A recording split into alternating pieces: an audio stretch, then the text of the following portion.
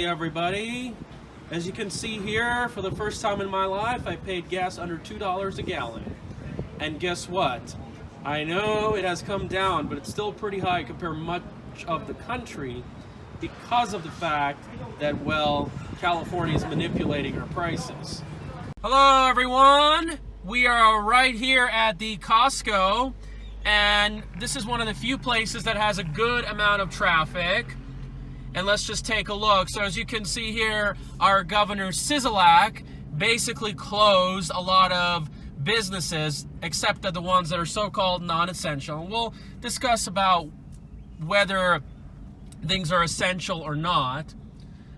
But then again, you can see here, you know, there's just a good amount of people, not super duper crowded. It's not like a lot of people are basically running out of things. And maybe we can ask some people. Hello. Are they running out of things in there? Yes, they are. Are they running out? Is it shelves? Are they full? All right, everyone. We are here at Costco in Summerlin. There's a lot of people trying to get goods, all these long lines and everything. And oh my goodness, all these social distancing efforts and everything.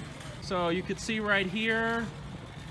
What do you think about all this? Is this really working, or is this control by design? This is really an artificial pandemic and they're overhyping it. What do you guys really think? Wow. And look, they're fairly decent close to each other, so there's still going to be a lot of problems. So at least these are one of the few places that are hiring, and my goodness, is there any evidence to prove that this is really working? I mean, what's the end goal of this? Do they really want to shut down our economy, control us and everything? I really don't know. A lot of people say this is really about political gain, and you could see right here, wow. So one of the things is it just really shows how controlled and manipulated we really are. Now, I'm not going to deny that, yeah, you can argue there's a lot of danger from this pandemic, this outbreak, whatever you want to call it. But then again, did our federal, state, and local officials, did they act accordingly? This is one of the things you also have to keep in mind. And also, it really shows how easily controlled people are. Whether it's the celebrity paparazzi, the sports figures, you just go down the line. Look at all these long lines. Do you really think this is really working? I just want to know, to be honest. People are buying in mass quantities, thinking as if things are going to really run out and go crazy. Wow. And so you see right here, everywhere else in the neighborhood is just so dead. You know, it kind of feels like as if the Las Vegas area lost about 50% of its population. There's just really no question about it. And I just really think that sometimes this is going to really be permanent. What do you guys think about all this? Due to these uncertain times, you're seeing a lot of cops around town, and they're giving out tickets like crazy. Look at this. They gave this person a ticket, and I believe earlier today, and probably about like 15 minutes ago, believe it or not, they gave another ticket, which was at a major moving truck. So basically they're bracing reduced revenue, and they're doing what they can to strip more money out of people, which then of course will hurt the economy a lot. Because as you know, casinos and sales taxes fund a lot of these revenue systems. Now, one good thing I really like about all this is it's encouraging people to come outside, breathe some fresh air, experience some kind of recreation, exercise, maybe even get to know their neighbors and their communities a little bit better. So there is some silver lining to all this. There is some upside, in addition to the fact that it's going to really take down our economic, financial, immigration, political, urban planning, and these corporate systems in a lot of trouble. So there is a lot of great socializing, and not to mention health benefits that come from all this. Now again, I'm really aware that the chance of young folks like myself getting ill and dying potentially is very slim. I'm going out regularly, I'm not really afraid at all, well, you know, I will keep some social distancing, but not like to the point that they're telling us. So as you can see here, we're driving along on Alta Drive. We're cruising along Summerlin, passing the 215. And by the way, I've noticed that these neighborhoods have a lot more 25 to 45-year-old women than men. It's interesting that how a lot of women in their late 20s were able to move here. I guess you guys know why. So we're gonna make a left turn. And by the way, it's the same reason that why Beverly Hills and Newport Coast has them too. So you can see here, there's a lot more pedestrians, but you know, I have a lot of respect for Summerlin.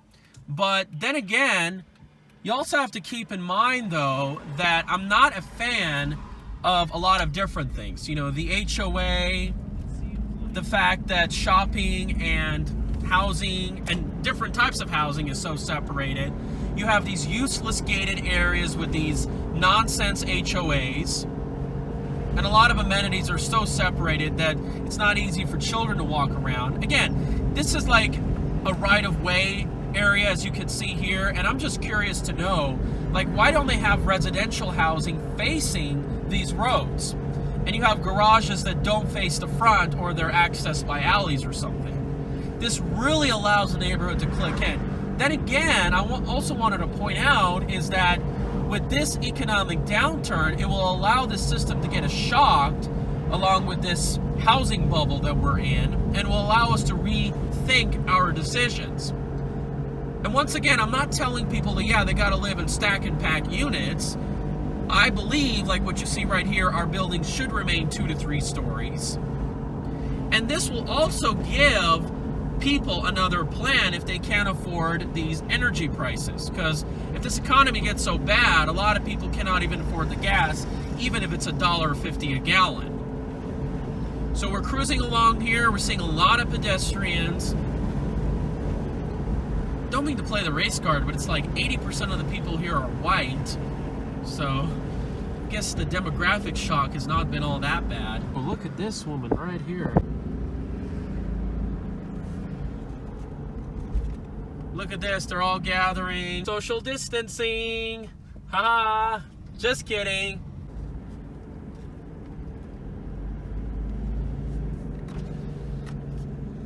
And you can see here, there's still a good amount of people outside walking. I mean, this is like neighborhoods are really starting to come back to life. See, all these people are not working right now, and it's just, they're just going out, they're breathing. You know, it really makes you think that this is a sign of a society that we're going to be essentially all jobless in the near future. Now, I don't know about you, but many of you have seen the documentary film, The Zeitgeist Moving Forward, and they're talking about literally almost all jobs are going to be gone because of technology, which is pretty likely in the coming years. And this is probably a sign of what our society is going to look like. And there's going to be a time where a lot of people are going to get tired of sitting at home, and they're just going to be out there. Obviously, they're not going to have much to do, and they're going to get out, and they're going to know their neighbors, they're going to know their community. And this is one of the flaws of the modern societies. We really have very little contact within our communities, with our neighbors. And this is a lot of the problems that we currently face. So think about that. And of course, with the Zeitgeist system, there's not going to be a monetary system, so our values, the way we do things, are going to be much, much different. And I think we're still going to contribute to society, but it's certainly going to be a lot different than a typical boring 9-to-5 job. So you let me know what you think. You know, you can argue that they're controlling us, but it's really delivering a mass awakening among the population that over this huge media hype. Think about that. So as you can see here, we're approaching Alta, and there's just like a pedestrian in like every other block. It's like just so amazing and beautiful. And maybe this will allow people to come together, share ideas. Maybe we can fight the corruption, the establishment, the banking system, come together. And just to let you know, when you think about it, when our state and local level, there's really not much difference when you think about it. The Sandovals, the Hellers, the Sizzlacs, they're largely bought and paid for. The Reids by the casinos, the real estate sector, pumped by the unions. It's just the same son of a gun game, I can tell you that. My goodness, wouldn't it be great if this intersection like had a very large central plaza with some services and commercial centers, rather than having this isolated system? Think about it, folks. This is what we're ruling out. This is the worst thing about probably living here in the Las Vegas area, and probably in the United States as a whole. And I know many of these critics like Gary Galeno of Grindle61 say, oh yeah, they want us to live a stack and pack. No, I really think the opposite is true. I think that the system that allows people to be separated is a form of control, because they want people to be isolated. And it's the large corporate and government interests that caused this in the first place, along with the banking system too, by the way. All right, everybody. Look at this. It says Red Rock temporarily closed. So I guess basically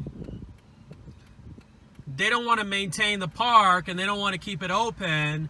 So the only way that you could possibly get in is if you pay like a $30 fee to everybody else. Wow. Well, I mean, there are some parts you could still walk and jog and it's for free, but you get the idea. So what do you think is going to happen? Are we going to see mass foreclosures? Are we going to see permanent shutdowns? Is this a tool that they're going to use to offer us a police state, a technocracy on us?